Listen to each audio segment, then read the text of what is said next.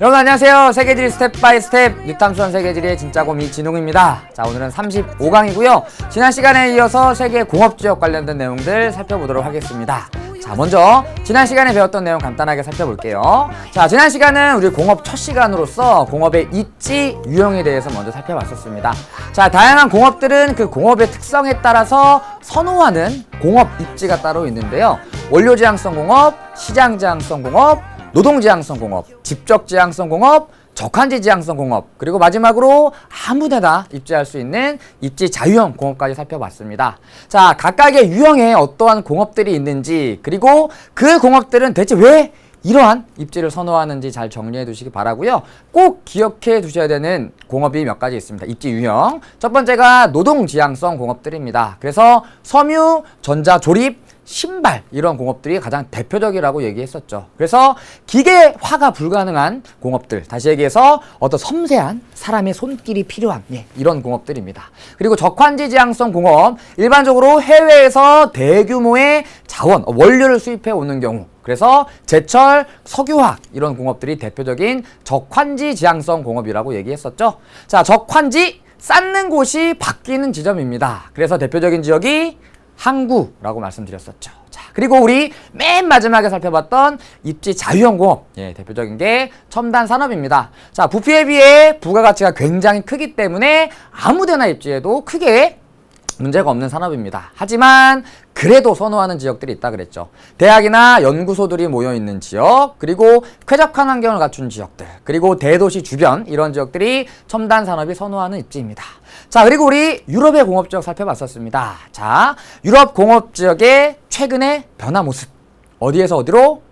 내륙에서 해안으로 이동하고 있다. 자, 원래는 전통적으로 원료 산지인 내륙 지역의 공업이 발달했었지만 이제는 역사가 너무나도 오래되면서 원료가 고갈됐어요. 시설이 노후화됐어요. 그래서 원료 수입에 유리한 해안 지역으로 이동하고 있다.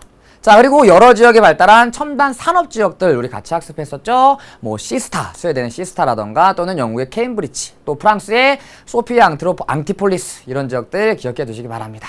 자, 좋습니다. 자, 지난 시간에 이어서 오늘은 지난 시간에 다루지 않았던 아메리카 그리고 아시아의 공업지역에 대해서 살펴볼 거예요. 자, 그 전에 먼저 오프닝 코너 소개해 드려야겠죠. 벌써 35번째 끌림입니다.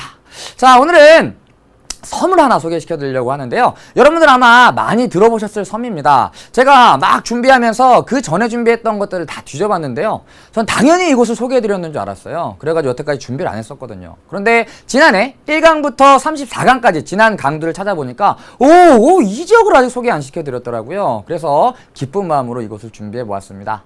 너무나도 다양한 동물들이 살고 있는 곳이죠. 희귀한 동물들이 많이 서식하고 있는 갈라파고스 제도입니다. 자, 오늘은 갈라파고스 제도 또는 갈라파고스 군도라고 불리는 이곳 소개해 드릴 텐데요. 오늘은 이 지역에 서식하고 있는 다양한 동물들, 그리고 이 동물들이 얼마나 인간을 무서워하지 않는지 다양한 사진들 보면서 소개해 드리도록 하겠습니다. 갈라파고스 군도는 남미 에콰도르 해안에서 약 965km 떨어진 관목으로 뒤덮인 섬들로 구성된 곳입니다. 춤추는 부비새나 느릿느릿 움직이는 바다 사자, 사람을 도통 무서워하지 않는 커다란 이구아나, 바다 표범, 거대한 거북이 등 이국적인 생물들을 바로 눈앞에서 볼 수 있는 경이롭고 황홀한 곳입니다. 20여 개의 섬과 주변의 해양자원 보호구역은 살아있는 박물관과 진화의 전시장이라고 할 정도로 매우 독특한 해양 생태계를 이루는 지역입니다. 육지로부터 멀리 떨어져 있고 해류 3개가 만나는 지점이라 대륙으로부터의 동식물 유입이 차단되기 때문에 이곳만의 독자적인 진화 과정을 거친 희귀한 동식물들이 많이 서식하고 있습니다. 갈라파고스 군도에는 적도에 사는 펭귄, 날지 못하는 가마우지, 바다에서 헤엄치는 이구아나, 피를 빠는 핀치, 움직이는 거대한 바위처럼 보이는 거북이 등 수많은 동물들이 서식하고 있으며 특히 코끼리 거북, 바다 이구아나와 육지 이구아나, 갈라파고스 펭귄과 다윈 방울새 등은 갈라파고스에만 서식하는 동물입니다. 같은 종에 속하는 동물이라 해도 섬에 따라 그 모습이 상당히 달라 현지인들은 거북이의 등껍질만 보아도 어느 섬의 것인지 금세합니다. 1835년 이곳에 왔던 다윈은 바로 이 점에서 착안하여 생물들이 자연 선택에 의해 진화한다는 진화론의 실마리를 발견했다고 합니다.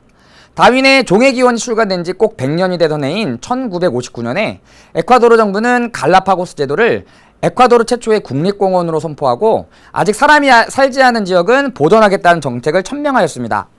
1970년대에는 연간 4,000명 정도의 관광객이 방문하던 것이 현재는 연간 6만 명에 이르고 있습니다.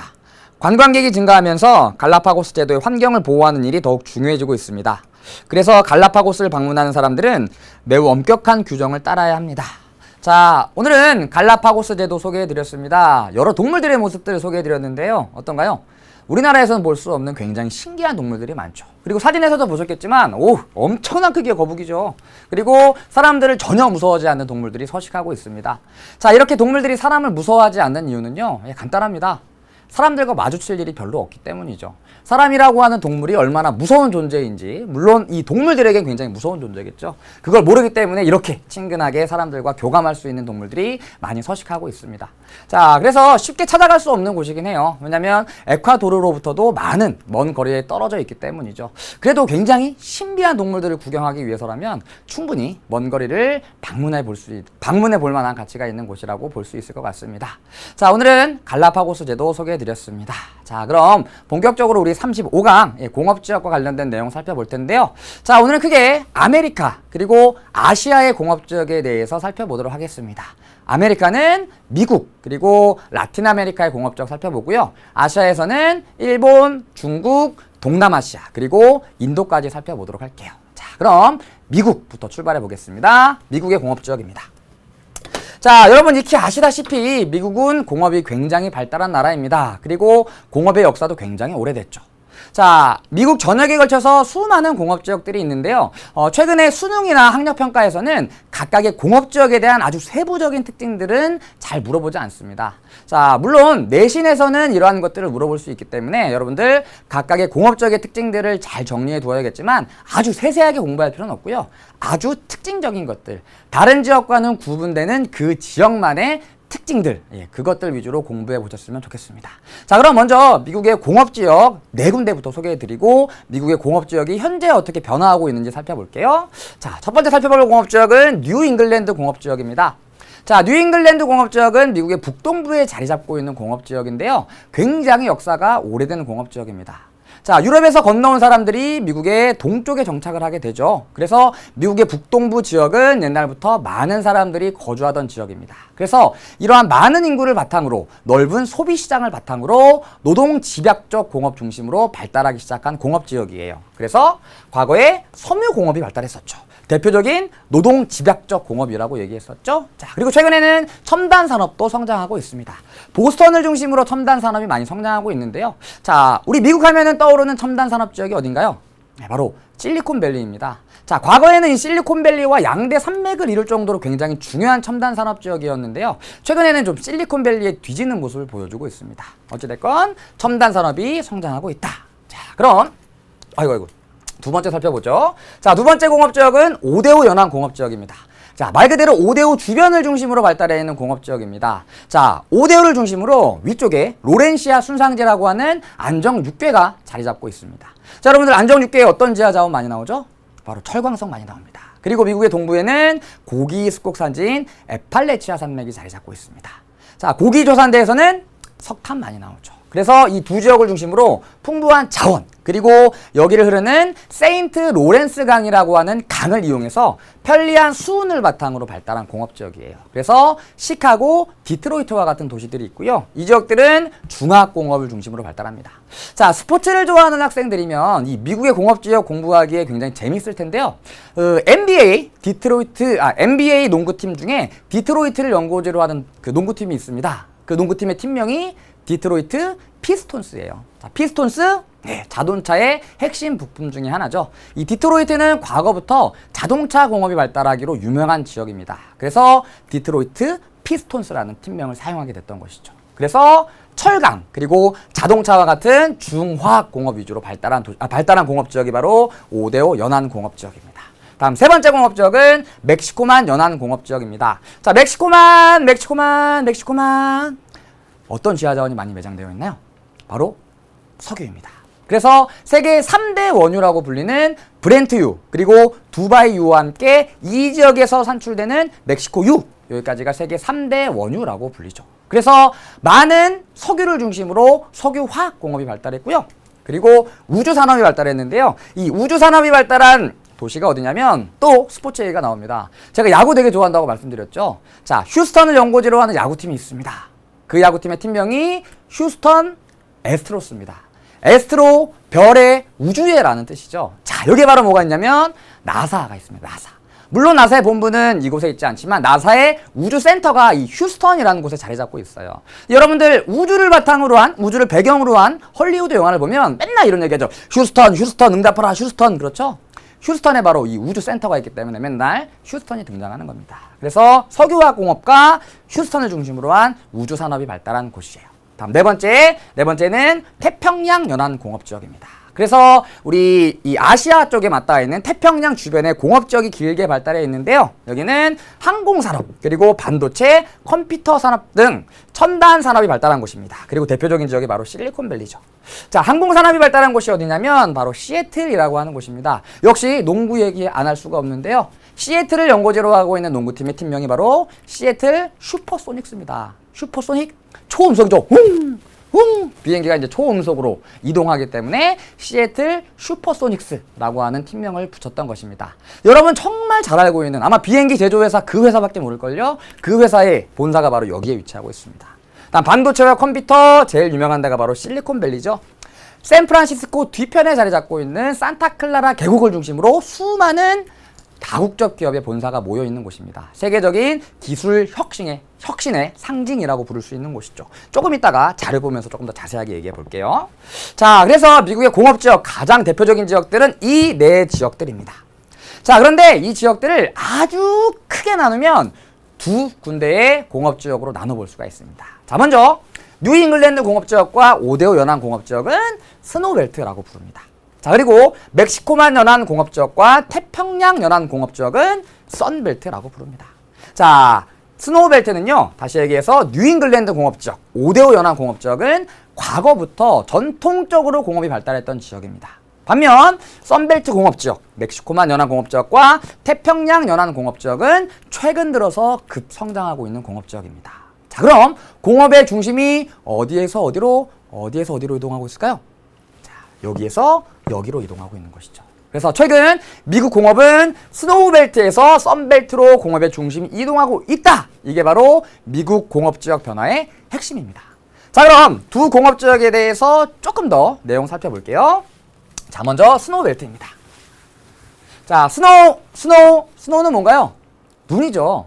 자, 왜 스노우벨트라는 이름이 붙었냐면 여기는 상대적으로 위도가 높은 지역들이에요. 그래서 눈이 많이 내리는 지역이죠. 그래서 눈이 많이 내리는 북동부 일대에 발달해 있는 공업지역입니다. 자, 아까 말씀드렸죠? 미국은 동부 중심으로 발달해 왔습니다. 그래서 이 북동부 일대에 전통적인 공업단지들이 위치해 있었던 것이죠. 자, 그럼 스노우벨트는 어떤 공업 중심으로 성장한 지역이냐? 바로 중화공업 중심으로 발달했습니다. 자, 그래서 미국의 전통적 공업 지역입니다. 자, 유럽과 마찬가지로 미국도 마찬가지입니다. 자, 전통적 공업 지역 어디를 중심으로 발달했을까요? 과거부터 오랜 세월 공업이 발달해왔던 곳입니다. 철광석, 석탄과 같은 많은 지하 자원이 산출되는 원료 산지를 중심으로 발달했던 지역들이에요. 그리고 미국의 북동부라고 하는 넓은 소비시장을 중심으로 발달했던 공업지역입니다. 그래서 아까 살펴봤던 철강, 자동차와 같은 중화공업 중심의 공업지역이었던 것이죠. 자, 그런데 여기는 이미 역사가 너무 오래됐습니다. 과거에는 엄청나게 공업이 발달한 지역이었지만 지금은 그 기간 자체가 길어지면서 집적 불이익이 심화되고요. 그리고 공장도 이미 오래전에 지은 게 많겠죠. 시설 자체가 노후화됩니다. 그래서 세 번째, 이러한 문제점들이 나타나게 되는 것이죠. 원료 고갈되고요. 시설이 노후화됩니다. 공장이 낡게 된다는 얘기죠. 자, 수많은 집적 불이익이 나타나면서 미국 정부에서 더 이상은 안 되겠는데 여기 너무 심하다. 여기 문제점이 너무 심한 것 같아. 안 되겠다. 다른 곳을 개발하자. 라고 해서 집중적으로 개발하기 시작한 곳이 바로 선벨트입니다. 자, 여기는 스노우벨트래요. 눈이 되게 많이 내리는 지역입니다. 여기는 이름 자체에서도 알 수 있듯이 선입니다. 선. 어떤 느낌이 드세요? 굉장히 뜨겁고 강렬한 느낌이 들죠. 위도가 낮은 지역들입니다. 그래서 북위 37도 이남의 상대적으로 온화한 기후 지역이에요. 물론 열대기후처럼 엄청나게 더운 지역은 아니지만 스노우벨트와 비교했을 때 상대적으로 온화한 기후가 나타나는 지역입니다. 자, 스노우벨트는 전통적인 공업지역이래요. 그래서 중화공업 중심으로 성장한 공업 지역입니다. 하지만 여기는 최근 들어서 떠오르고 있는 공업 지역이기 때문에 고부가가치 그리고 기술 집약적인 첨단 산업이 발달하고 있는 곳이죠. 아까 살펴봤던 항공, 반도체, 컴퓨터, 우주산업 이런 것들이 바로 썬벨트 지역에 밀집되어 있습니다. 자, 그럼 최근 들어서 왜 수많은 기업들이 썬벨트 지역을 중심으로 공장을 건설하고 있느냐. 자, 물론 스노우벨트에서 이와 같은 문제점들이 나타나고 있겠죠. 자, 그런데도 불구하고 굳이 이 지역을 선택한 이유가 있겠죠. 여기에서 빠져나와야 돼. 어디로 갈까? 썬벨트로 가야지. 이유가 있다는 얘기입니다. 세 번째, 환경이 굉장히 쾌적합니다. 자, 건조한데요. 너무 습하지도 않고 너무 막 햇볕이 뜨겁지도 않아요. 굉장히 쾌적한 환경을 갖추고 있습니다. 우리 기술 집약적으로 다양한 첨단 산업을 발전시키려면 연구 개발이 필수죠. 연구소에 앉아서 막 계속 머리를 싸내면서 어떡하지? 그래. 오케이 아니야. 굉장히 막 고민을 많이 해야 되는데 막 덥고 비만이 내리고 막 너무 춥고 그러면 연구하기 힘들겠죠. 쾌적한 환경을 갖추고 있는 것. 그리고 정부에서 수많은 세제 혜택을 줍니다. 제발 여기다 공장 짓지 말고 여기다 공장 지어라. 세금 깎아줄게. 여기다 제발 지어라. 땅 싸게 줄게. 이래가지고 정부의 지원 등이 이어졌던 것이죠. 그래서 쾌적한 환경과 정부의 세제 혜택을 갖춘 썬벨트 지역으로 공업의 중심이 이동하고 있다. 자, 그림을 통해 살펴보죠. 자, 보시는 그림은 이제 미국의 공업 지역입니다. 자, 요쪽이 바로 뉴욕, 보스턴, 필라델피아를 중심으로 한 이 지역이 바로 뉴 잉글랜드 공업 지역이고요. 여기가 5대5죠. 여기 5대5를 중심으로 이 지역이 5대5 연안 공업 지역입니다. 그리고 얘네들이 바로 스노우벨트가 되는 것이죠. 자, 그리고 아래쪽에 여기 표시되어 있죠. 썬벨트. 자, 북이 37도 이남에 위치하고 있는 지역들. 여기가 바로 멕시코만 연안 공업 지역이고요. 여기가 태평양 연안 공업 지역이 되는 것이죠. 그래서 시애틀 어떤 공업 발달했다고요? 항공산업. 그리고 샌프란시스코 뒤쪽에 세너제이라는 곳을 중심으로 실리콘밸리가 위치하고 있습니다. 그리고 로스앤젤레스 하면 이거 정말 유명하죠? 할리우드 영화산업 발달한 곳입니다. 영화산업도 굉장한 기술 집약적인 첨단 산업입니다. CG 엄청나죠? 와, 어떻게 저런 걸 만들어내지? 아바타 정말 막 사람같이 움직이죠. 그다음에 막 지진, 태풍 같은 거 몰아치는데 정말 혀를 내두를 정도로 대단한 첨단 기술, CG가 투입됩니다. 엄청난 기술 집약적인 첨단 산업이에요. 로스앤젤레스. 그리고 여기 휴스턴 우주산업 발달한 지역이 되겠죠. 그래서 이 아래쪽에 위치하고 있는 썬벨트 지역으로 공업의 중심이 이동하고 있다. 이렇게 정리해 두시면 됩니다. 자, 다음 하나 더 보죠. 자, 그 다음에 여기 점선으로 표시된 A 지역. 다시 얘기해서 실리콘 포레스트, 실리콘 밸리, 실리콘 데저트. 사막에 위치하고 있나 보죠. 실리콘 플레인, 일렉트로닉 벨트, 리서치 트라이앵글 파크. 여기에 일렉트로닉 하이웨이까지. 이 지역들은 바로 첨단 산업이 발달한 지역이라고 볼 수가 있습니다. 자, 그럼 대표적인 전 세계들을 대표하는 첨단 산업 지역 바로 실리콘밸리입니다. 자, 이 지역에 위치하고 있는 여러 기업들의 로고를 표시해 놨는데요. 숫자가 엄청나죠? 무려 4,000여 개의 기업이 여기에 본사를 갖고 있습니다. 자, 여러분들 잘 찾아보시면 여러분들이 알고 있는 기업들도 있을 거예요. 수많은 기업들이 이곳에 본사를 가지고 있습니다. 그래서 엄청난 세계적인 기술 혁신이 일어나는 가장 대표적인 지역이 바로 여기입니다. 실리콘밸리. 그리고 실리콘밸리를 겨냥한 또 실리콘밸리의 이름을 차용한 실리콘 어쩌고저쩌고, 실리콘 어쩌고저쩌고와 같은 첨단 산업지구가 많이 등장을 하고 있죠. 자, 실리콘은 이제 첨단 산업의 가장 기본적인, 가장 기초적인, 가장 중요한 반도체의 원료입니다. 그래서 반도체의 원료가 되는 실리콘을 주로 다룬다. 그리고 계곡에 위치하고 있다. 그래서 이름이 실리콘밸리라는 이름이 붙었던 것이죠. 어마어마한 곳입니다. 여기에서 한번 일을 해봤으면. 이 실리콘밸리라는 드라마도 있던데요. 한번 보세요. 그 지역에서 이루어지는 그 다양한 사건, 사고들, 그리고 그 지역에서 일하는 사람들의 모습을 볼 수 있는 드라마입니다. 자, 여기까지 미국의 공업지역 살펴봤고요. 다음은 라틴 아메리카로 가보겠습니다. 라틴 아메리카. 자, 라틴 아메리카는 전반적으로 공업이 아주 발달한 나라들은 많이 없습니다. 그래도 최근 들어서 급격하게 성장하고 있는 나라들이 몇몇 있어요. 첫 번째 살펴볼 나라는 바로 멕시코입니다. 멕시코. 자, 그럼 멕시코는 어떻게 최근에 이렇게 공업이 성장하게 됐느냐? 자, 일단 원유 및 지하 자원이 풍부해요. 자, 멕시코만에서 수많은 석유가 산출된다 그랬죠. 멕시코만, 물론 미국의 멕시코만, 뉴욕도 마찬가지지만 멕시코도 이쪽에 붙어 있죠. 많은 원유가 산출됩니다. 그리고 최근에 멕시코의 공업이 성장하는 가장 큰 이유는 바로 이것 때문입니다. 나프타. 그 변기에 넣는 그 나프탈렌 아니고요. 예, 북미 대서양 자유무역 협정입니다. 그래서 북미, 다시 얘기해서 미국, 캐나다, 그리고 멕시코 간의 자유무역 협정이 체결되었습니다. 자, 그러다 보니 미국 기술이 발달했고요. 자본이 많습니다. 캐나다 지하자원이 많죠. 자, 그러면 멕시코가 갖고 있는 가장 큰 장점은 뭘까요? 두 나라에 비해서 상대적으로 경제 수준은 낮은 편입니다. 임금이 저렴합니다. 그래서 미국과 캐나다에 위치하던 수많은 노동 집약적 공업들이 멕시코로 이동을 하고 있습니다. 그래서 최근에 노동 집약적 공업들이 엄청나게 성장하고 있는 것이죠. 자, 그리고 또 하나. 자, 전 세계 다국적 기업들이 미국과 캐나다라고 하는 세계적인 시장에 물건을 판매하고 싶어요. 자, 그런데 다른 지역에서 물건을 만들어서 이 지역에 판매를 하면 세금이 붙습니다. 관세. 자, 그런데 멕시코에서 생산을 하면 메이드 인 멕시코입니다. 자, 이 나라들 사이에는 자유무역 협정이 체결되어 있기 때문에 메이드 인 멕시코 돈 내지 않습니다. 그래서 북미 시장, 다시 얘기해서 앵글로 아메리카 시장을 겨냥한 수많은 다국적 기업의 공장들이 멕시코로 들어오고 있습니다. 그러면서 멕시코가 성장하고 있는 것이죠. 자, 그럼 멕시코의 공업 지역들은 주로 어디에 위치하고 있을까요? 미국과 캐나다의 공업들이 많이 이전을 했대요. 그러면 미국과의 접경 지역이 많이 발달해 있겠죠. 그래서 미국과의 국경 지역에 노동 집약적인 공업이 발달하고 있습니다. 왜냐하면 인건비가 저렴하기 때문에.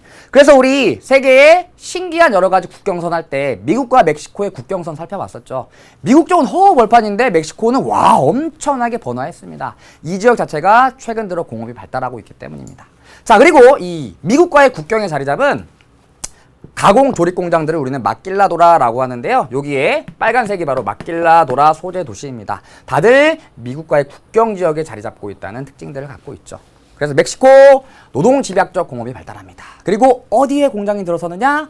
요거 기억하시면 됩니다. 미국과의 국경 지역. 그리고 최근에 나프타를 체결한 이후로 여기에서 노동 집약적 공업이 많이 이동했고 다른 기업들이 여기에 많은 공장들을 세우고 있다. 이렇게 정리해 두시면 됩니다. 자, 좋습니다. 자, 그럼 라틴 아메리카의 두 번째 나라 살펴보죠. 자, 멕시코 말고 라틴 아메리카에서 엄청난 가능성을 갖고 있는 나라 어떤 나라 있을까요? 딱 넓고요. 지하 자원이 풍부한 나라입니다. 삼바! 축구로 유명한 브라질입니다. 브라질. 자, 그럼 브라질은 최근에 왜 공업이 성장하고 있느냐? 저렴한 노동력 그리고 자원이 풍부하기 때문이죠. 철광석 세계적인 생산국입니다. 자, 그리고 이 브라질 같은 경우에는요 굉장히 좀 특이한 산업 구조, 무역 구조를 갖고 있는 나라입니다. 자, 최근 들어 2차 산업이 성장하고 있습니다. 그럼에도 불구하고 1차 산업의 비중이 굉장히 높은 나라예요. 왜냐하면 지하 자원이 풍부하죠. 광업 많이 발달했고요. 브라질 하면 유명한 작물 하나 있죠. 뭔가요? 바로 커피. 그래서 1차 산업의 비중도 굉장히 높은 나라이다. 이 정도 기억해 두시면 됩니다. 그리고 브릭스에 포함된 신흥공업국인데요. 브릭스. 최근 들어 떠오르고 있는 이 단어, 용어가 등장한 지도 이제 조금 오래됐는데요. 과거에 굉장히 촉망받던 나라들이었어요. 그래서 브라질. R은 어느 나라일까요? 러시아. 다음 I는 인디아, 인도고요. C는 차이나. 다음 S는 사우스 아프리카, 남아프리카 공화국입니다. 그래서 이 용어가 등장하던 시기에 한창 떠오르던 5개 국가들의 이제 앞에 이니셜을 따라서 브릭스라고 불렀던 것이죠. 그래서 신흥 공업국 중에 하나이다. 최근 들어서 공업 발달이 이루어지고 있다. 이렇게 살펴보시면 됩니다. 자, 여기까지 우리 아메리카 공업 지역 살펴봤고요. 다음은 아시아로 갑시다. 아시아에서 첫 번째 살펴볼 나라는 바로 일본입니다. 공업하면 빼놓을 수 없는 나라죠. 전 세계적인 공업국입니다. 자, 일본을 생각하면 정말 대단하다는 말밖에 나오지 않는데요. 자, 일본 전범 국가입니다. 세계 2차 세계대전을 일으켰죠. 결국엔 패했습니다. 자, 2차 세계대전을 일으킨 다음에 쫄딱 망합니다. 예, 속된 말로 얘기하면 정말 쫄딱 망하는 거죠. 수많은 배상금을 지불하고요. 그 다음에 여러 지역에 건설했던 식민지를 다 빼앗기게 됩니다. 우리는 다 잃었어. 원자폭탄도 맞았죠. 국토 완전 황폐화됩니다. 우리 이제 끝이야. 뭐 어쩔 수 없지 뭐. 이렇게 시리에 빠져 있었던 것이 아니라 아니다! 우리 다시 한번 잘 살아보자! 화이팅! 화이팅! 깜바레! 하면서 공업을 발달시키기 시작했던 것이죠. 자, 그런데 일본은 치명적인 약점이 하나 있습니다. 일본은 화산 활동으로 만들어진 화산섬입니다. 자, 일반적으로 지하 자원이라고 하는 것은 땅 속에서 오랫동안 열과 압력을 받으면서 다져줘야 돼요. 그래야지 지하 자원이 만들어집니다. 얘는 그럴 시간이 없었던 것이죠. 그러다 보니까 지하 자원이 굉장히 빈약합니다. 거의 뭐 분포하고 있는 지하 자원 자체가 없어요. 그럼 공업을 발달시키려면 원료가 필요한데 어떻게 해야 되나요? 수입해야겠죠. 그래서 태평양 연안을 중심으로 공업이 발달하기 시작합니다. 왜냐하면 원료를 수입해오고 얘를 쿵딱쿵딱 해가지고 다시 수출하기가 편하니까. 왜냐하면 내수 시장, 다시 얘기해서 일본 본국은 경제 수준이 낮은 단계이기 때문에 판매량이 많지가 않겠죠. 다른 지역에서 부품을 수입해서 조립합니다. 갖다 팔고요. 그 다음에 다른 지역에서 원료를 수입해서 가공을 해가지고 휘리릭 뿅 한 다음에 다시 판매를 하는 거죠. 그래서 태평양 연안을 중심으로 조립 및 가공 산업이 발달을 하게 됩니다. 자, 과거에 이 다국적 기업의 공장들은 일반적으로 인건비가 저렴한 지역에 많이 위치하게 됩니다. 과거에는 이 7, 80년대까지만 해도 일본에 입지하고 있던 노동 집약형 공업들이 굉장히 많았었어요. 60에서 70년대까지만 해도 인건비가 저렴했기 때문이죠. 어쨌든 태평양 연안을 중심으로 조립 및 가공 산업을 발달시켜 나가기 시작합니다. 자, 그런데 지금 2015년입니다. 이미 너무나도 역사가 오래됐고요. 공업 발달이 이루어진 지가 너무 오랜 시간이 지났습니다. 이 공업 지역들 어떻게 됐을까요? 당연히 시설이 낙후하고 집적 불이익이 심해졌겠죠. 그래서 집적 불이익이 발생합니다. 환경오염 심해지고요. 땅값이 너무 올라갑니다. 그러다 보니까 정부에서 안 되겠다. 다른 지역을 찾아봐야겠는데 어디로 가지? 자, 그런데 태평양 연안의 공업 지역이 들어서게 되었던 가장 큰 이유는 원료를 수입해왔기 때문이죠. 근데 최근 일본에 성장하고 있는 산업들은 첨단 산업이 많습니다. 원료를 많이 사용하지 않는 산업이죠. 그러다 보니까 굳이 해안가에 있을 필요가 없겠는데 내륙으로 가자. 그래서 해안가에 위치하던 공업들이 내륙으로 많이 이동을 하고 있습니다. 그래서 공업 분산 정책을 실시하게 되는데요. 해안에서 내륙으로 공업이 이동하게 됩니다. 자, 주의하셔야 될 것은 유럽과는 반대죠. 유럽은 지하 자원이 풍부했기 때문에 지하 자원이 풍부한 내륙 지역에서부터 공업이 발달하기 시작했고요. 내륙 지역에서 이러한 일들이 일어나다 보니까 해안 지역으로 이동하고 있고요. 반대로 얘는 해안부터 시작해서 최근에 내륙으로 이동했다. 그러니까 이동의 방향이 반대입니다. 주의하시기 바랍니다. 자, 그럼 분산되고 있다. 자, 그럼 일본의 공업 지역은 어디가 있느냐? 첫 번째, 주쿄 공업 지역입니다. 그래서 일본의 최대 공업 지역입니다. 자, 이 지역 하면은 빼놓을 수 없는 도시가 하나 있는데요. 전 세계적으로 판매량 자체가 가장 많은 자동차 회사, 그 본사가 도시를 하나 만들었습니다. 기업 도시라고 하는데요. 이름이 도요다시입니다. 도요다 자동차죠. 주쿄하면 자동차 공업 꼭 기억하시기 바랍니다. 이 도요다시를 중심으로 자동차 공업이 엄청나게 발달한 곳이에요. 과거에는 생산액 자체가 아주 많지는 않았지만 최근 들어서 일본 내에서 비중을 높여가면서 현재는 일본 내에서 생산액이 가장 많은 지역이에요. 일본 최대 공업지역. 죽이는 공업지역인 거죠. 다음 두 번째는 게이힌 공업지역입니다. 자, 게이힌 공업지역은요, 일본의 수도인 도쿄를 중심으로 발달한 공업지역이에요. 우리 도시할 때 일본은 해안가를 중심으로 아주 커다란 도시들이 연결되어 있다 그랬죠. 메갈로폴리스. 엄청나게 많은 사람들 살고 있겠죠. 넓은 소비시장을 바탕으로 성장한 공업지역입니다. 과거에는 여기가 이제 최대 공업지역이었어요. 근데 여기는 쇠퇴하고 상대적으로 이쪽이 떠오르면서 현재는 주쿄 공업지역이 일본 최대 공업지역입니다. 다음 세 번째. 최근에 가장 떠오르고 있는 핫플레이스, 핫 아일랜드예요. 바로 기타큐슈라고 하는데요. 최근 반도체 산업이 성장하고 있습니다. 과거에 이제 석탄이 많이 산출돼서 석탄을 중심으로 군수 산업이 발달했던 곳입니다. 물론 아까 지하 자원이 굉장히 빈약하다고 말씀드렸죠. 아예 없는 건 아닙니다. 있긴 있는데 굉장히 조금밖에 없는 거죠. 자, 그러다가 최근 들어서 반도체 산업을 비롯한 첨단 산업이 성장하고 있습니다. 자, 일본 내에서 반도체 비중이 50%가 넘어가는 지역이고요. 일본 하면 첨단 산업도 뭐 있을까요? 일본 하면 유명한 전자제품들 있죠. TV도 유명하고요. 뭐 게임기도 유명하고요. 그 다음에 복사기, 스캐너, 카메라. 엄청나게 기술 집약적인 산업들이에요. 카메라 여러분들 축구 경기 보면은 골대 뒤에서 이만한 막 대포 같은 막 렌즈 끼고 막 촬영하는 사람들 보셨죠? 대포라고 부릅니다. 자, 이 대포가 가격이 700만 원, 800만 원 가까이에요. 엄청나게 기술 집약적. 축구 선수 막 뛰고 있는데 막 침 뱉는 거 막 찰나의 순간을 찍어내죠. 엄청나게 많은 기술이 필요한 산업입니다. 그런 것들이 여기에서 성장하고 있다는 얘기죠. 기타 퀴즈까지. 자, 그럼 일본의 공업지역 보죠. 자, 일본의 공업지역. 방금 말씀드렸던 주쿄 공업지역 도요다시를 중심으로 성장했습니다. 바로 여기에 있고요. 그 다음에 일본 과거의 최대 공업지역이었던 개인 공업지역이 바로 여기 있습니다. 그래서 꺾인데 일본의 수도인 도쿄가 자리 잡고 있죠. 도쿄를 중심으로 개인 공업지역, 그 옆에가 주쿄 공업지역입니다. 두 군데 기억해 두시고요. 그 다음에 기타 큐슈 공업지역, 첨단 산업이 발달하고 있는 지역입니다. 자, 그리고 일본의 공업지역을 크게 두 개로 나누면 A와 B로 나눌 수가 있죠. 자, 공통점 찾아봅시다. A는 주로 해안가에 자리 잡고 있네요. 다음에 B는 해안가 뒤편에 내륙 지역에 자리 잡고 있네요. 자, 그럼 A는 전통 공업지역, B는 최근 성장하고 있는 공업지역이라고 할 수 있겠죠. 이렇게 공업이 이동하고 있다. 이렇게 살펴보시면 됩니다. 자, 여기까지 일본 공업지역 살펴봤고요. 다음은 일본과 함께 빼놓을 수 없는 아시아의 공업 대국, 세계 공장, 바로 중국, 차이나입니다. 자, 중국은요, 여전히 공산당이 집권을 하고 있죠. 자, 과거부터 공산당이 집권을 해왔던 공산주의 국가입니다. 자, 그러다 보니까 효율성이 떨어집니다. 열심히 일을 해도 받는 건 똑같아요. 얘는 맨날 놀고 막 술 먹고 막 잠만 자는데 나는 열심히 일하는데 막 잠도 안 자, 으아! 일하는데 받는 건 똑같아요. 사람들이 일을 안 합니다. 경제가 성장하지 못하는 거예요. 어떡하지? 이때 지도자이던 덩 샤오핑이 등장을 합니다. 우리나라 한자로 등소평이죠. 이 사람이 어떡할까 고민을 하다가 흑묘백묘라는 걸 내놓습니다. 흑묘백묘. 검은 고양이든 하얀 고양이든 쥐만 잘 잡으면 되지 않겠느냐. 자, 공산주의든 자본주의든 우리 인민들만 잘 먹여 살리면 되지 않겠느냐라고 하면서 자본주의 요소를 도입하기 시작합니다. 그래서 만든 게 바로 경제특구와 개방도시예요. 다른 나라 기업들이 이 지역에 공장을 지을 수 있도록 많은 세제 혜택을 지원하고요. 저렴한 노동력을 제공합니다. 그래서 세계의 많은 기업들이 중국으로 모여들게 됩니다. 그러면서 세계의 공장이라는 이름이 붙게 되었던 것이죠. 그래서 동부 해안 지역을 중심으로 경제특구와 개방도시가 발달하게 됩니다.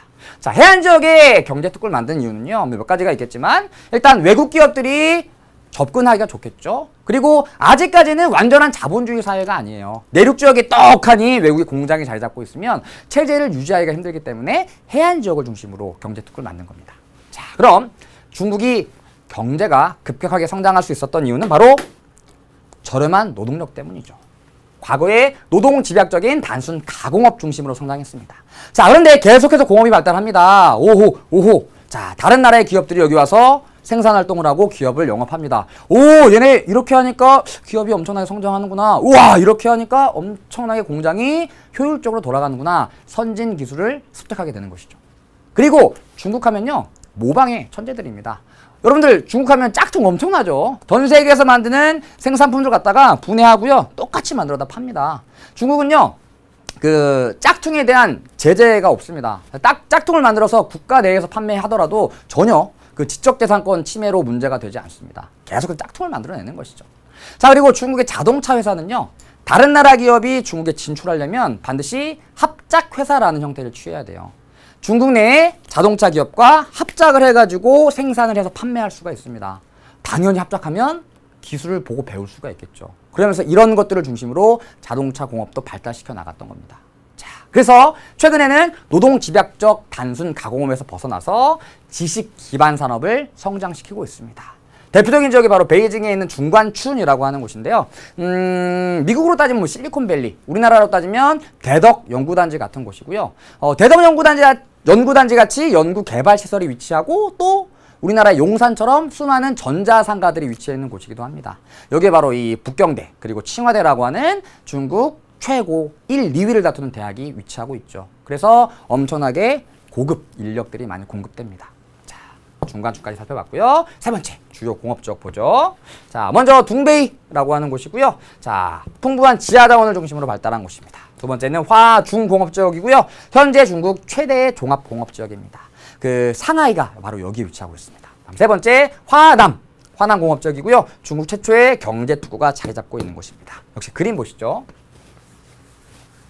자, 여기가 바로 둥베이 공업지역입니다. 그리고 여기가 화북공업지역이고요. 여기가 화중공업지역입니다. 그리고 당연히 여기가 화남공업지역이고요. 얘네들 네모로 표시되어 있는 얘네들이 바로 경제특구입니다. 그래서 최초의 경제특구들이 바로 여기에 위치하고 있는 것이죠. 현재 가장 대표적인 공업지역은 이쪽이고요. 외국 기업들이 많이 진출해서 경제 특구를 중심으로 성장한 지역들은 바로 화남 공업지역들입니다. 그리고 여기에 빨간색으로 표시된 지역들이 바로 외국 기업이 진출한 곳들입니다. 자, 공업이 발달한 곳들의 공통점들을 살펴보면 어디에 위치하고 있다고 살펴볼 수 있을까요? 서쪽, 동쪽, 동쪽, 내륙 해안, 해안. 그래서 동부 해안 지역을 중심으로 공업이 발달하고 있고요. 당연히 인구도 이쪽으로 모여들고 있겠죠. 그래서 내륙 지역에 위치하고 있던 많은 사람들이 해안 지역으로 몰려들고 있습니다. 급격하게 도시화가 진행되고 있는 곳이죠. 자, 다음 중국까지 살펴봤고요. 다음은 동남아시아와 인도로 가보겠습니다. 자, 먼저 동남아시아 볼게요. 동남아시아의 특징! 노동 집약적인 경험이 발달했습니다. 자, 지난번에도 말씀드렸죠. 여러분들 신발이 혓바닥, 그 다음에 옷 안쪽에 택 보시면 대부분 요새는 메이드 인 말레이시아, 메이드 인 베트남, 메이드 인 타일랜드 이런 택들이 많이 붙어 있을 거예요. 자, 과거에 중국으로 진출했던 수많은 기업들이 이제는 중국에서 임금이 올라가게 됩니다. 더 이상 감당을 할 수가 없어요. 더 어디 임금 싼 데가 없을까 찾아보다가 발견한 데가 바로 동남아시아입니다. 그래서 중국에 위치하던 수많은 노동 집약형 공업의 공장들이 동남아시아로 이전을 하고 있습니다. 자, 그래서 동남아시아 지역에 위치하고 있는 대부분의 나라들은 거의 비슷한 공업 쪽을 갖고 있어요. 대부분 경공업 중심으로 발달을 했죠. 뒤에 배우겠지만 이 동남아시아에서 아세안이라고 하는 지역 경제협력체를 만듭니다. 효과를 보지 못합니다. 여러분, 국영수를 잘하는 학생들이 모이면은 국어, 영어, 수학을 다 잘할 수가 있겠죠. 근데 수학 잘하는 애들만 모인 거예요. 자, 경공업 잘하는 애들만 모입니다. 우리 중화공업도 성장시켜야 될 텐데 어떻게 하는 줄 알아? 나 모르겠는데? 너는? 모르겠는데? 이렇게 별다른 효과를 거두지 못하고 있는 것이죠. 경공업이 발달하고 있다 기억해 두시고요. 다음 두 번째, 동남아시아에서 그래도 선진국형 공업 구조라고 얘기합니다. 다시 얘기해서 경공업이 아닌 공업이 발달하고 있는 나라가 하나 있습니다. 동남아시아에서 제일 잘 사는 나라, 세계 최대의 도시국가, 바로 싱가포르입니다. 자, 싱가포르는 중개무역을 중심으로 성장한 나라죠. 지리적인 장점을 살려서 석유화학, 다시 얘기해서 석유를 수입한 다음에 가공해서 다양한 것들을 만드는 석유화학공업 발달했고요. 돈이 많으니까 화교 자본을 중심으로 자본 집약적 공업이 발달한 지역입니다. 그래서 동남아시아에서 유일하게 약간 선진국형 공업 구조를 가진 나라가 바로 싱가포르입니다. 자, 여기까지 동남아시아 봤고요. 자, 마지막 살펴볼 곳은 인도입니다. 인도. 자, 인도 하면 일단 인도가 갖고 있는 가장 큰 장점은 뭘까요? 인구입니다. 어마어마한 인구. 자, 그리고 인도는 우리나라가 전 세계에서 교육열 굉장히 높다고 하는데요. 얘도 만만치 않습니다. 어마어마한 교육열을 갖고 있는 나라예요. 그래서 엄청나게 많은 지식들, 그리고 굉장히 머리 좋은 사람들이 많이 배출되게 됩니다. 제가 굉장히 좋아하는 미국 드라마 중에 빅뱅 이론이라고 하는 미국 드라마가 있는데요. 거기 보면 인도 사람이 나옵니다.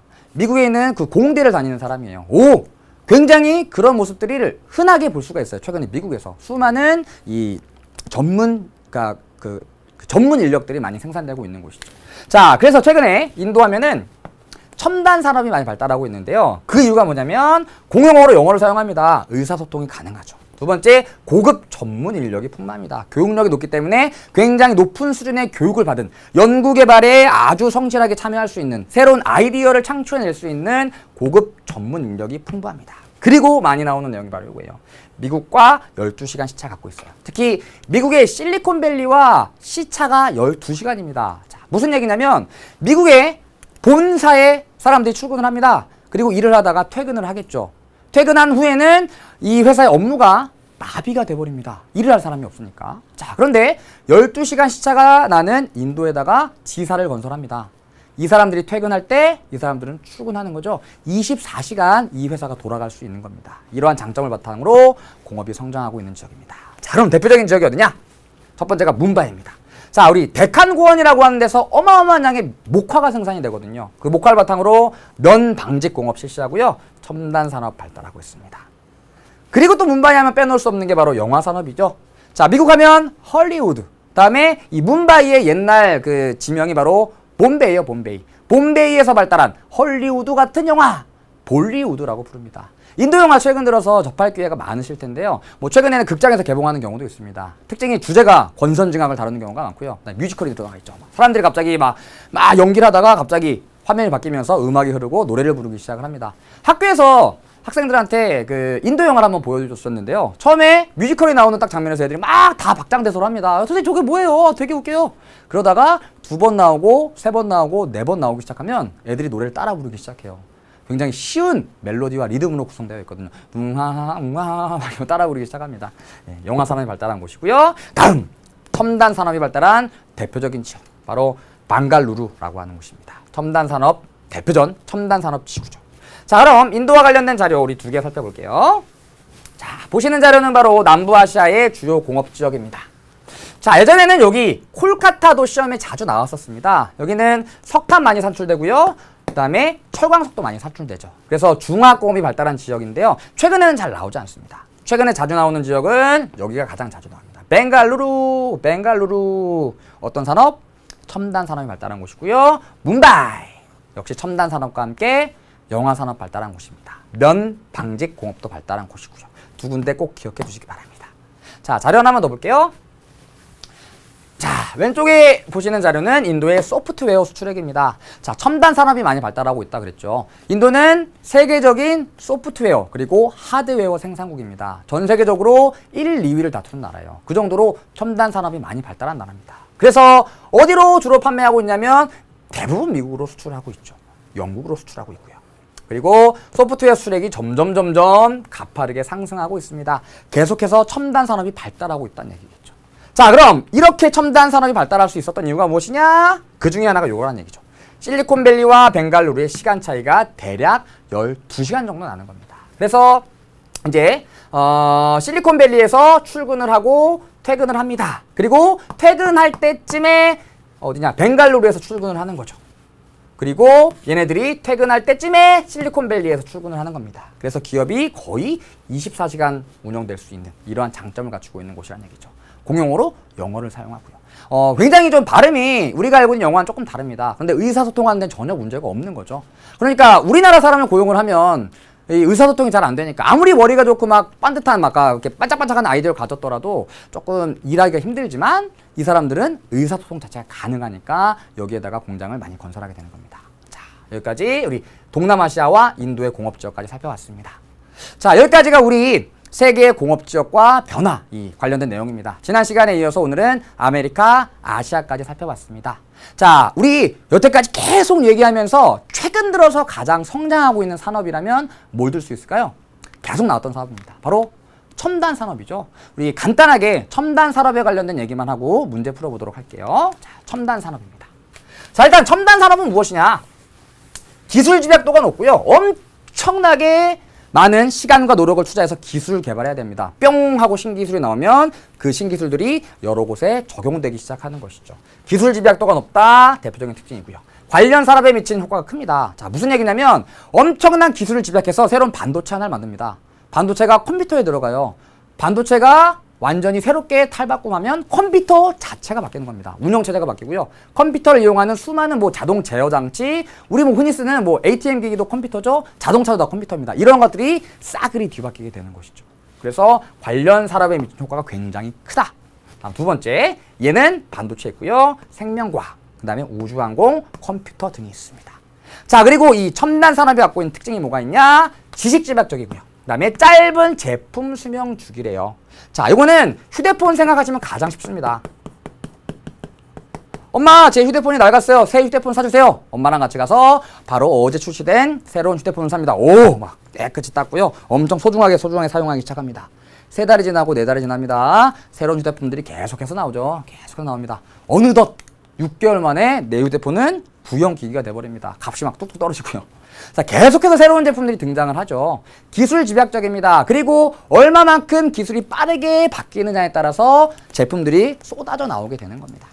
그래서 우리 선생님 대학교 때만 해도 플립 전화기가 유행했었습니다. 그리고 나온 게 폴더, 그 다음에 슬라이드, 그 다음에 터치폰이 나왔고요. 그 다음에 스마트폰이 등장하기 시작합니다. 이게 불과 10년밖에 걸리지 않았어요. 엄청나게 빠른 속도로 기술이 발달하면서 제품 수명 주기도 짧아지게 되는 것이죠. 특징입니다. 자, 그리고 네 번째, 얘는 입지 자율형인데요. 그래도 선호하는 곳이 있다 그랬죠. 이런 곳들 선호한다고 말씀드렸습니다. 이미 살펴봤던 내용이고요.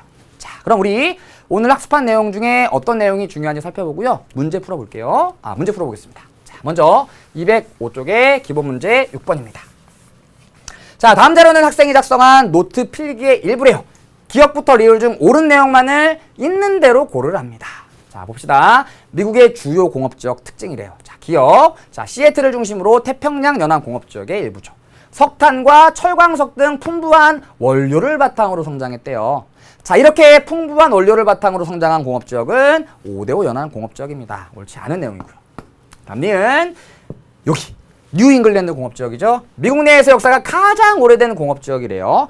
유럽으로부터 많은 사람들이 동쪽으로 건너오면서 여기를 중심으로 공업이 발달하기 시작합니다. 그리고 최근 첨단 산업 발달하고 있대요. 오케이, 니은 맞고요. 다음 디귿 역시 태평양 연안 공업지역이고요. 샌프란시스코 쪽입니다. 아시아와의 교역량 증대로 성장하고 있대요. 여기 아시아가 있죠. 아시아와 굉장히 쉽게 교류하면서 성장하고 있습니다. 디귿도 맞고요. 다음 리을 멕시코만 연안입니다.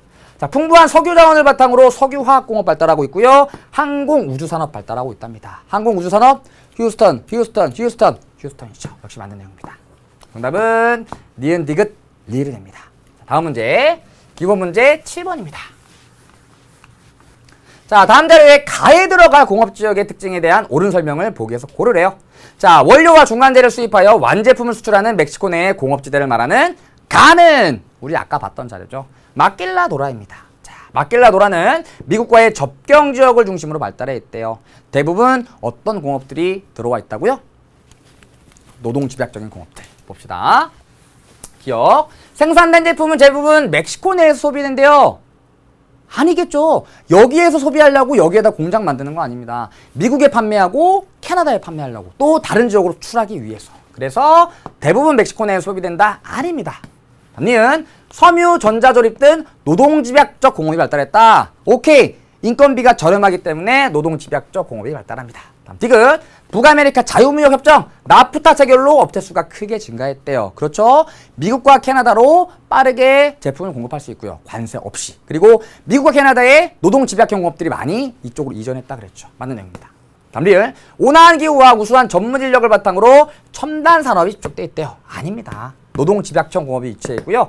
온화한 기후와 우수한 전문 연구 인력을 바탕으로 첨단 산업이 집적되어 있는 곳은 가장 대표적인 데가 실리콘밸리라고 할 수가 있겠죠. 그럼 정답은 니은 디귿이 되겠네요. 3번.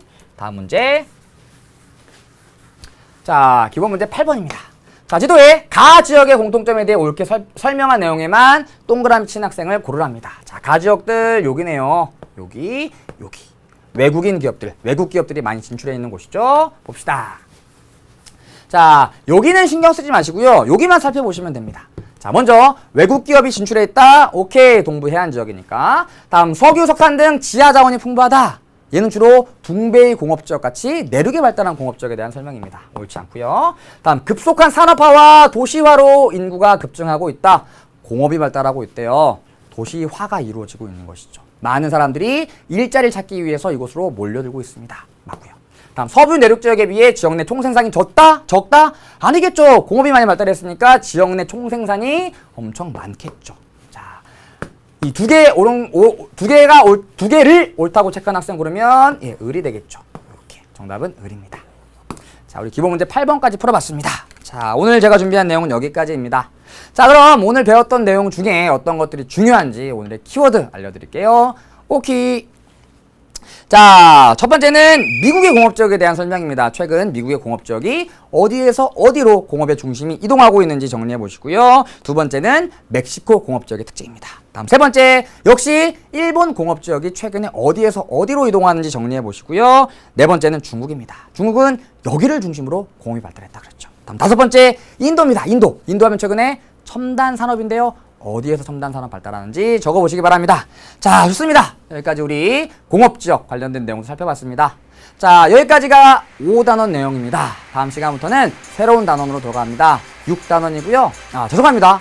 다음 시간까지 5단원이네요. 다음 시간에는 다국적 기업 그리고 서비스업과 관련된 내용 살펴보도록 하겠습니다. 고생 많으셨고요. 다음 시간에 만나요. 여러분들은 참 소중한 사람입니다. 안녕.